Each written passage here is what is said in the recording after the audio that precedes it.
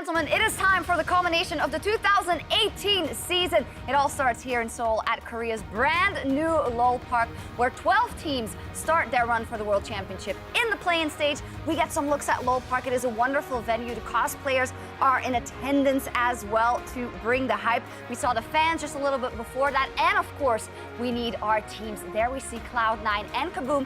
These will be the teams that kick off the 2018 World Championship and the first game in the play-in stage.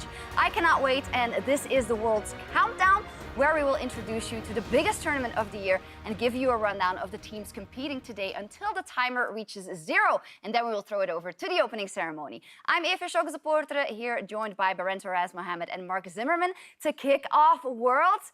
Here we are again, guys. Super exciting. It's finally time for the World Championship. It doesn't really kick in until like the clock starts counting down. I already feel it. I don't know what you're talking about. I'm like, juiced. damn. And I think you're probably super excited because Cloud9 is the first team we're going to see. It feels really good as a fan of NA to be the kind of kickoff game that gets all the hype going. Yeah, I cannot wait. We also have a lot of people here on site covering the event with us. And Game 1 will be brought to you by our friends Clayton Captain Flowers Reigns and Jake Spawn Tiberius. So let's take a look. Hello, guys.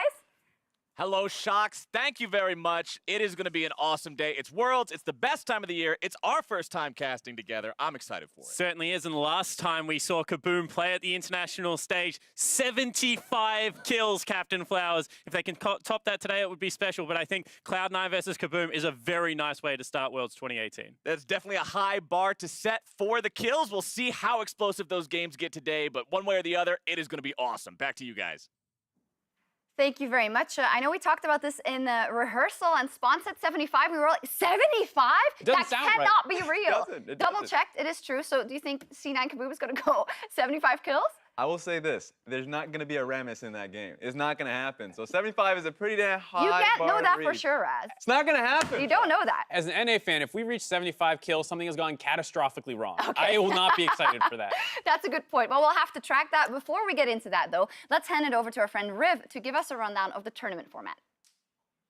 In 2018, the League of Legends World Championship is coming to South Korea, and we are here to lead you through some of the details of the competition.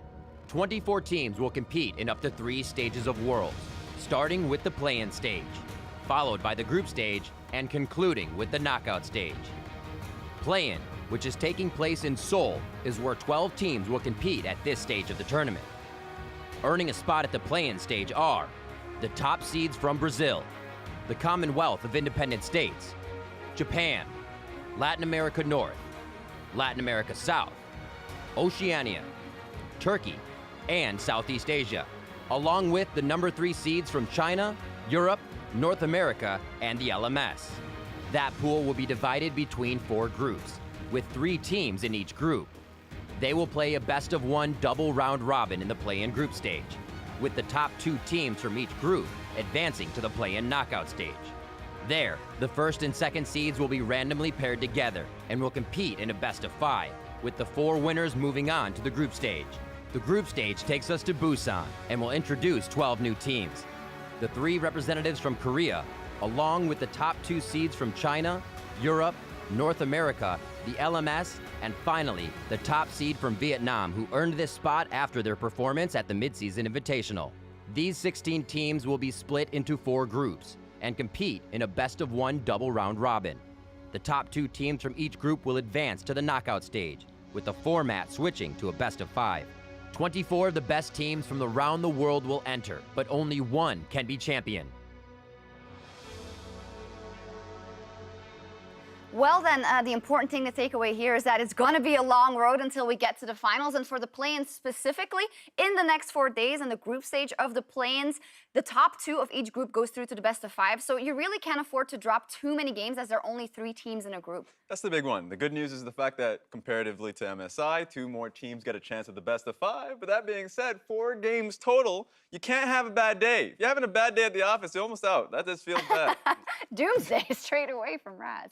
Yeah, Yeah, I don't think it's one of the things I think for a lot of teams is exciting to just have a higher chance, I think, to get through, and that's really what you're looking to do because you got to be able to beat teams to actually get that spot. Yes. Logically, that's how competition does work. Now, the 6 teams playing today, they have a chance of being among the first players to claim victory at the new Lowell Park and at the World Championship. So we're going to get a rundown of the groups C and D. We'll see those 2 today. In Group C, we have Cloud9, Detonation Focus Me from the LGL, then Kaboom eSports from the CB Lowell. So, Marks, I will ask you about Cloud9 straight off the bat. Give us the lowdown. What do we need to know? Yeah, as the resident NA expert, let me tell you, Cloud9 has had a very hot and cold year, all things considered. They went on massive winning streaks, massive losing streaks, and they did end the year on an uptick, all things considered. They were able to make the finals of the summer split. They did lose that in a pretty convincing fashion, and it's all because of these roster swaps that have happened. They've completely changed their roster around. They had a 7-man roster, ended up on a 6-man roster that they obviously had to bring to Worlds, and there's a lot of young guys on there. So people are kind of looking at this team, very exciting team, but still a lot of question marks about how the maturity will work in a very high-pressure situation. This is a lot about the organization. Cloud9, the most successful North American team at a Worlds event. The fact that they've constantly come back to this scenario with a very youthful lineup, and it's just become about the creativity of the squad, always coming in, focusing on their style, and the fact that they're playing so well towards their new talent, Blabber, Licorice, all of them feel very confident on this stage, speaks well to the organization. Well, we don't know, of course, how they're going to do exactly on the world stage, but you, from a feelings perspective, after seeing how well C9 played in the gauntlet, how do you think they're going to arrive here at their first day? I think they'll do pretty well. I mean, this is a group of guys who have, like Raz was saying, their own unique picks. I'm sure they've done a lot of preparation to come up with something exciting. They do a great job stylistically of making sure that they play around their new players' strengths so that they can go out and do what they do best because the veterans are the ones who are adapting and supporting them. They will have to come out swinging. Their very first game of the World Championship is versus Kaboom. Kaboom is, of course, the representative from the CB Lowell. We all remember Kaboom from the 2014 World Championship, where they upset Alliance and then gave C9 a berth into the quarterfinals. But as an organization, a lot has happened since then. Raz, they fell into relegation. They had to go through a lot to come to Worlds again with this roster. Yeah, and so the fact that they came up with an entirely new roster, fresh faces, a lot of questions about the experience going into MSI, a lot of that was answered because they were still confident when they went towards it, but having that on-stage experience in an international event is something you still need if you want to excel, get out of groups. It's going to be a little bit easier now. They can do that with the players that you're seeing right now. So Chitan, Jinquedo, Xantins, the lanes for this team are incredibly strong, and they're being propped up by the junglers. So there's already a structure in place for them.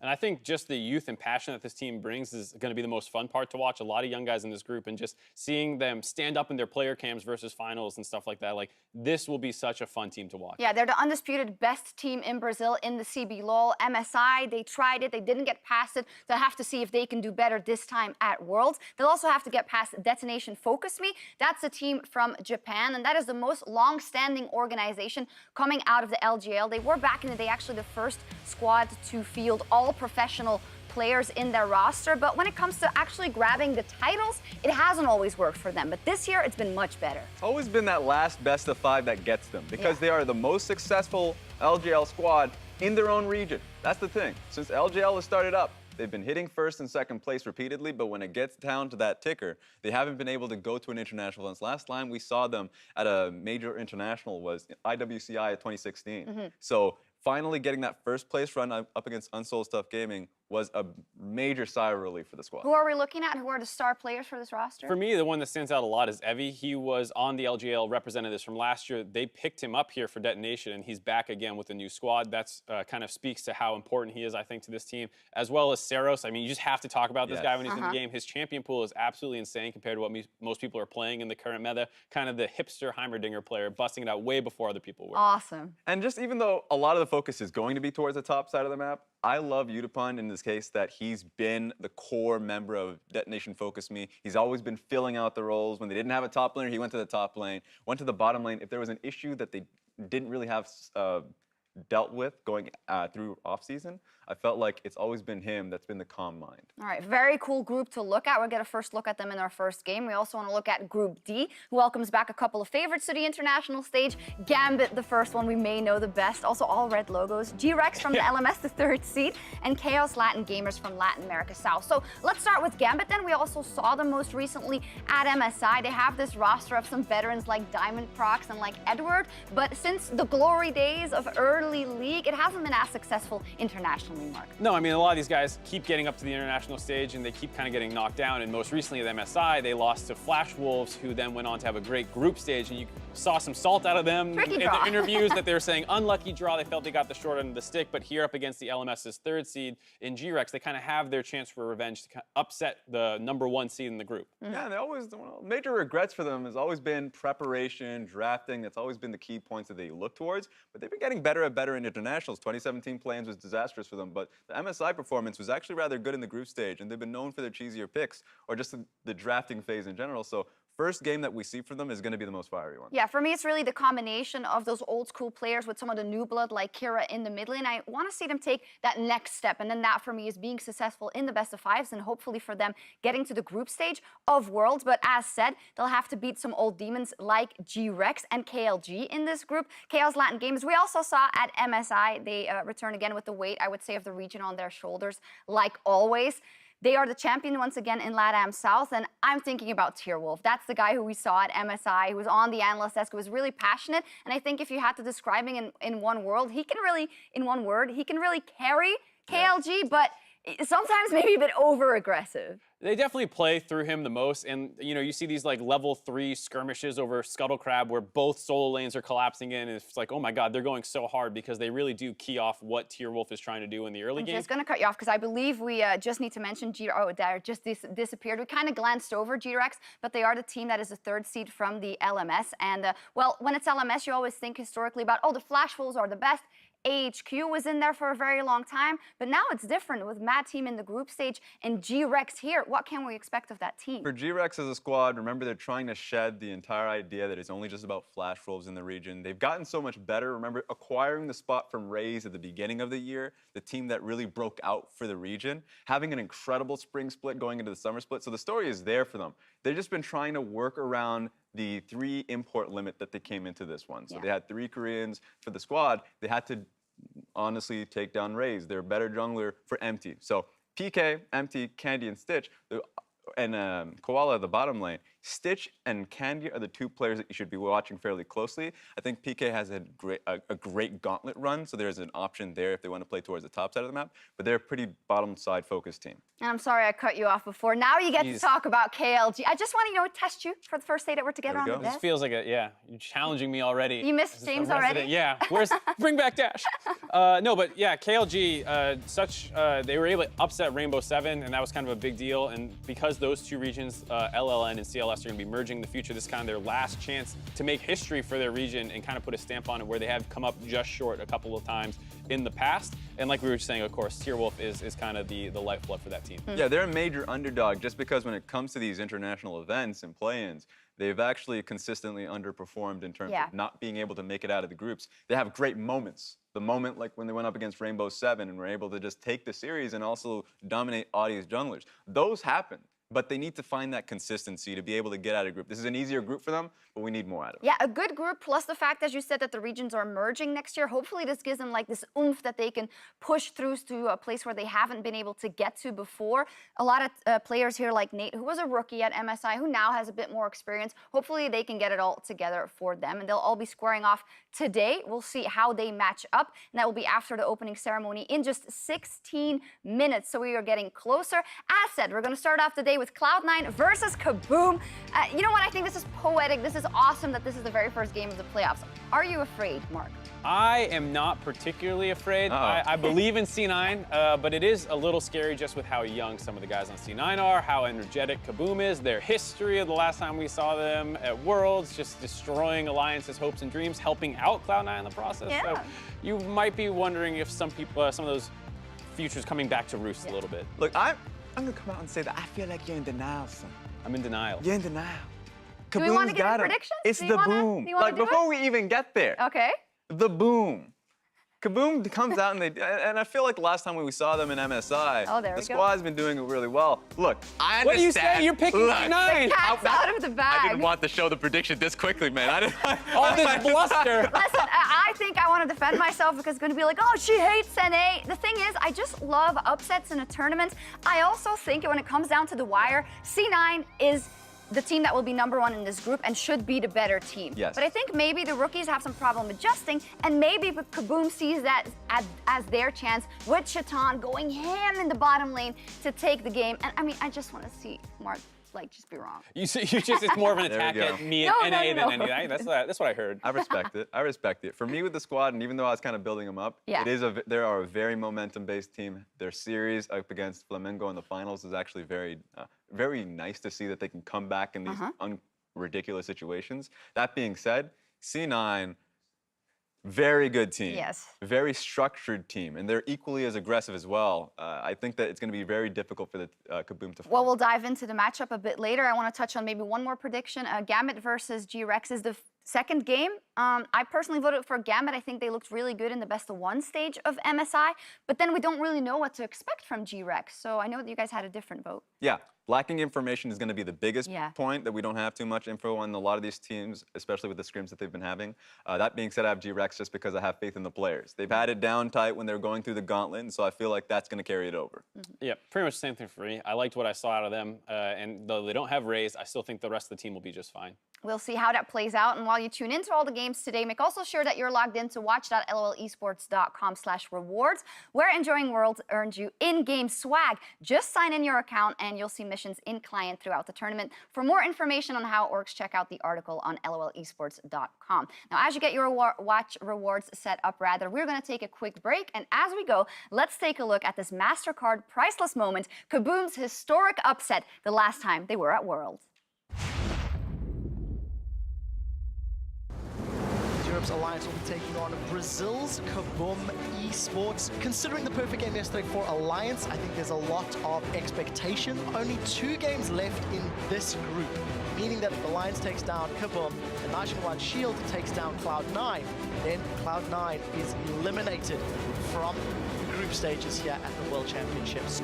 They're going to try and push up mid as quick as possible. Alliance have to swing around and sweep and try and cause this one. The charm catches on Wicked. Tino's goes in. He got him. He takes him down. And that's going to cause real problems. The inhibitor turret is being bashed off. Froggen moves in. Can he slide across? Tino, Sonya's hourglass catches him out. The Rat-a-tat attack comes around the side, but Froggen turned around. He goes down. Kaboom are destroying Alliance. I cannot believe this right now. They are pushing into the base at 23 minutes. They are totally shutting down Alliance, the super team from the European LCS. They are able to take him down. Danagorn very low. Should gonna hit up start of the fight. They're gonna win. Next turn is almost about to go down. Down, Alliance down. Kaboom. They love you.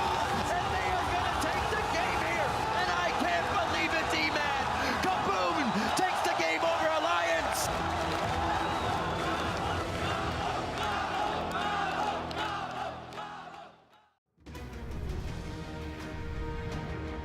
Welcome back, everyone, to the World's Countdown, where we're getting closer to the opening ceremony minute by minute because, well, that's how clocks work. That's just how it is. Yep. Every minute we count down now at 8 minutes away from the opening ceremony and meeting our team. So I think it's high time that we dive into some players that the viewers should keep their eyes on for day one. And for day one, we want to look at Chatan from the CBLOL, then Diamond Prox, Tierwolf, and Blabber. So, Raz, I know you're a very big fan of Chatan, so break it down for us. Why is this such an exciting guy to watch? The confidence that he had on that stage in his rookie year, for me, speaks bounds to him. After solo kills, just team fights that work out well for him. Mid-game, he's just gonna pop off, he's gonna jump out of his seat, he just gets up. So I love the passion that exudes from the team, and it usually starts from Chatan, especially in their finals up against Flamengo. He was able to carry a lot of the team fights that they had deficits in, so a lot of focus should be on this young And he unique beat his kind of idol BRTT in those finals. Hell yeah. And when speaking to experts, they say he's very Uzi-esque, very BRTT-esque, so that he jumps in and he goes for the kills. We'll Yes. talk about it later because that could become very interesting versus Cloud9.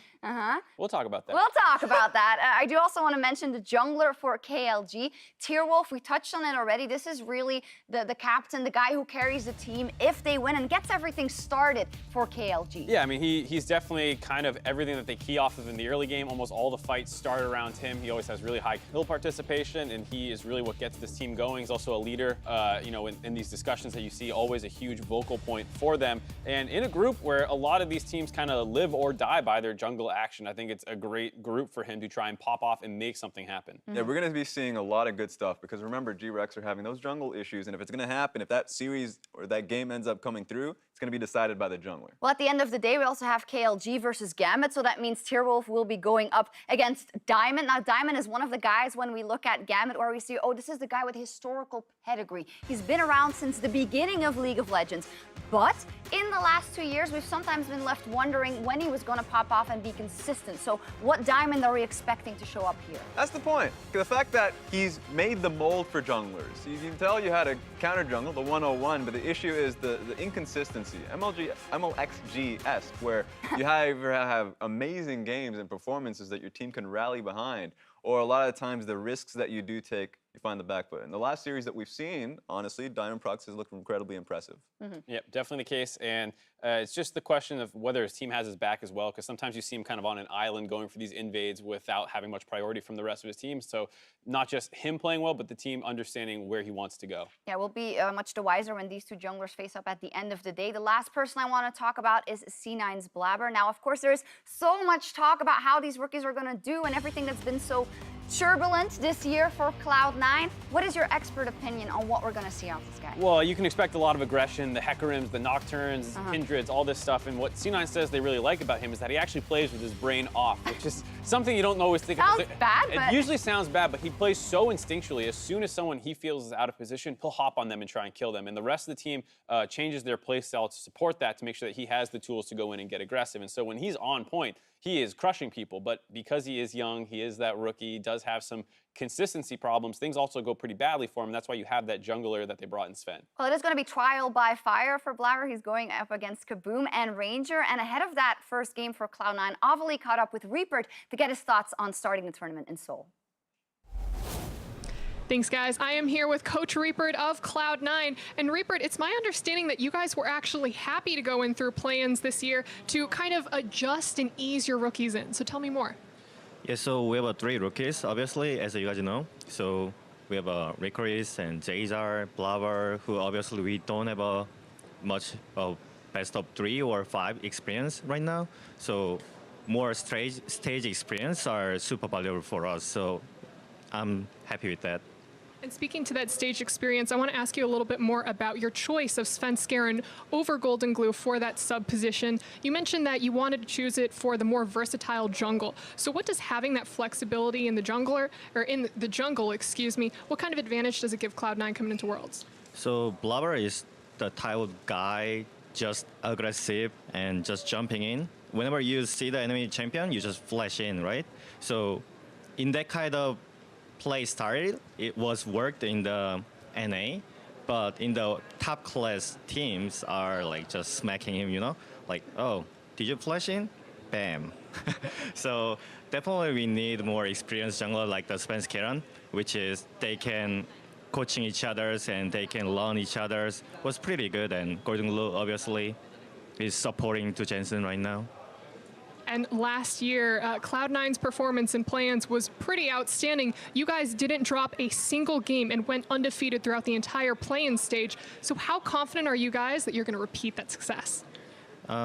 Playing stages are pretty confident for me, because anyway, I'm assuming we are a better team in this league. But obviously, they are super good. They have a Region 4 came here, and also we have 3 rookies, so I'm not disrespect to any other the playing teams. And also, we are trying to best for win today. Well, Reaper, thank you, and I wish you the best of luck.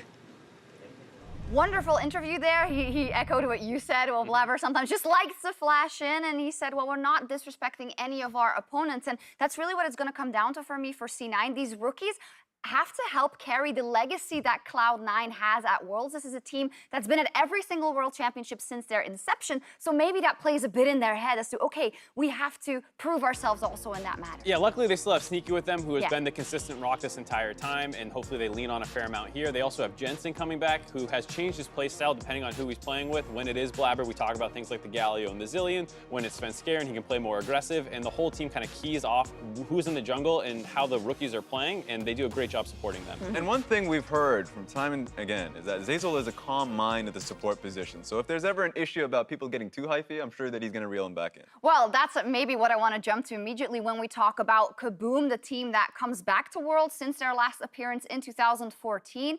And, well, they're coming back against a team that they helped get to the quarterfinals. We've set up that story, but I'd like to talk a bit about the lanes that we're looking at and what is important for this team. They have been through all of it already, right? They've been relegated. They're now back, and this is the guys they have to do it with. So talk to me about that guy you like to see playing so much, Chitan, up versus the Cloud9 bottom lane, Raz. That's where I see a lot of our focus is going to be in this game. That a lot of the jungle pressure is going to be coming to the bottom lane, and Ranger, as a jungler, is going to be looking to counter-gank a little bit more so he can keep the bottom lane up to par. If that happens, Chitan is set up to succeed, then all right, aces, you're going into the team fight stage and you're already at a good point. But is that the only boon they have versus C9? I think it's their best bet, just because Sneaky has had a little bit of an underwhelming year so far, hasn't been getting too many resources. That usually goes top or mid, so it does kind of line up with Kaboom's strengths, so I would expect them to play through that. Overall, your expectations are that C9 should have no trouble at all with this matchup? You might get surprised and you might get hit once in the jaw, but as long as you're ready for a little bit of first blood and some craziness, and then it's a long game, you should be fine. Is it a glass jaw, though? Oh. Is Not it a glass jaw. We'll see. Well, the stakes are incredibly high. You do not want to lose your first game at the World Championship. You have to win it, both for Cloud9 and Kaboom. The stakes are through the roof. We can see Lowell Park there, so let's hand it over to Caster June to kick off Worlds 2018.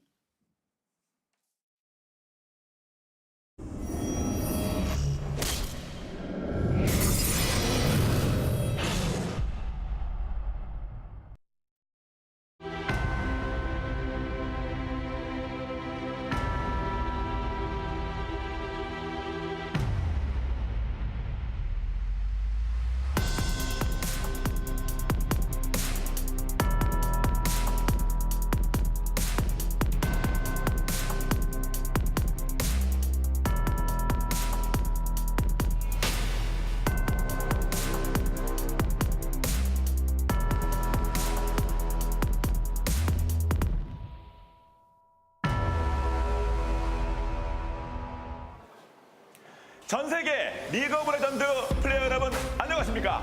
자, 이곳은 대한민국 서울, 서울의 롤파크입니다. 이곳에서 우리 모두가 1년 동안 기다려왔던 2018 월드 챔피언십의 그 화려한 낙이 열리게 됩니다. 앞으로 LCK를 책임질 수많은 슈퍼스타들이 탄생할 이곳 뜻깊은 롤파크에서 여러분께 리그 오브 레전드의 새로운 역사를 전할 수 있게 돼서 진심으로 영광스럽게 생각합니다. 그동안 그 어떤 지역도 LCK만큼 여러 차례 우승컵을 들어올리지 못했습니다. 그 누구도 LCK만큼 상대편에게 위압감을 주지 못했습니다. 그렇기 때문에 대한민국에서 펼쳐지는 월드 챔피언십이라면 그 숨막히는 여정의 시작의 그 순간을 함께할 자리, 이보다 더 좋은 곳이 있을까요?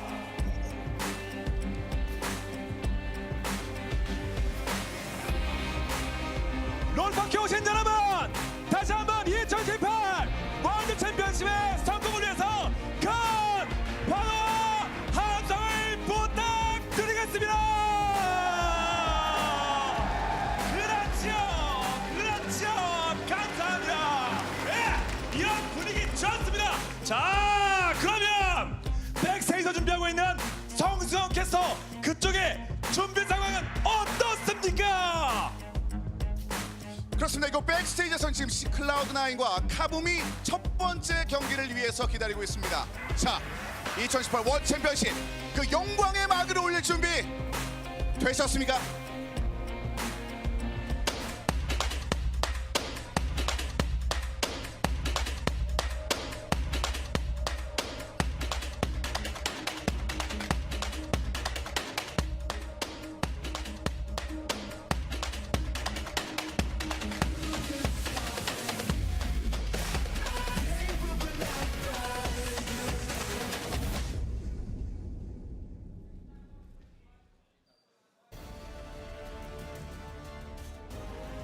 자, 박수 함께 두 팀을 지금부터 만나보겠습니다. 먼저 북미의 표 클라우드9 그리고 브라질의 카붐.